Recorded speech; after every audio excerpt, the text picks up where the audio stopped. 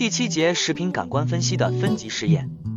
食品感官分析的分级试验通常涉及评估食品的味道、香气、质地等特征，这包括使用专业的品尝者根据预定的标准进行分级，以确保一致性和客观性。这种方法有助于了解不同食品样品之间的感官差异和相似性。1. 评分法。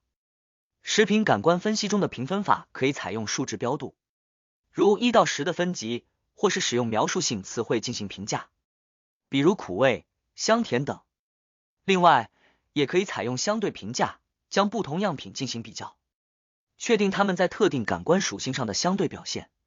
选择的评分方法应根据研究目的和食品特性来确定，以确保获得准确和可靠的感官数据。2. 成对比较法。在食品感官分析的分级试验中，成对比较法是一种常见的评估手段。这种方法涉及将2个食品样品进行直接比较，评价它们在特定感官属性上的差异或相似性。参与者需要判断哪个样品在某个特定方面更优越，这可以采用数值标度、描述性词汇或其他适当的评分方式。成对比较法有助于减小个体评判的主观性，更专注于样品之间的相对差异。这种方法通常在探索感官特性、调整配方或确定品质标准时得到广泛应用。3. 加权评分法。在食品感官分析的分级试验中，加权评分法是一种允许给予不同感官属性不同权重的方法。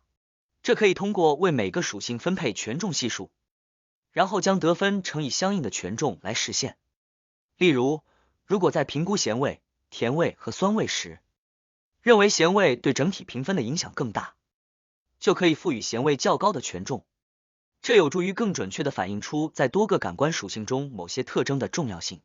加权评分法提供了一种更细致的评估方式，适用于需要更精细控制感官属性权重的研究或品质控制过程。4. 模糊数学法。在食品感官分析的分级试验中，模糊数学法可以用于处理评分的不确定性和主观性。模糊逻辑理论允许使用模糊集合来表示模糊或不确定的概念，如非常甜或相对咸。在模糊数学中，评分可以是一个范围而不是确定的数值，这反映了参与者对样品特征的模糊感知。通过模糊数学方法，可以更灵活地处理感官评价的复杂性，考虑到个体主观差异和感官属性之间的模糊边界。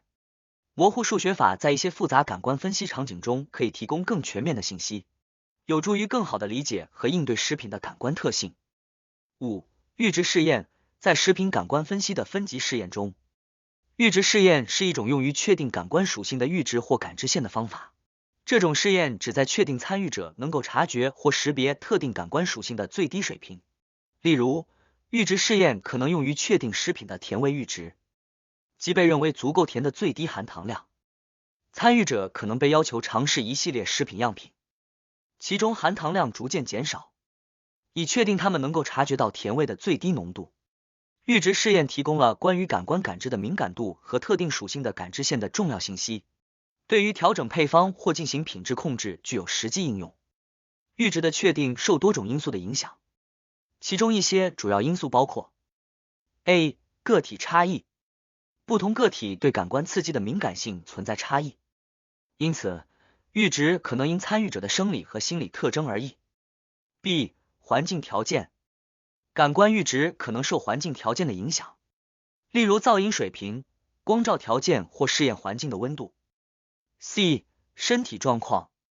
个体的生理状态和身体状况可以影响感官阈值，例如疲劳、饥饿或疾病可能改变对特定感官属性的感知。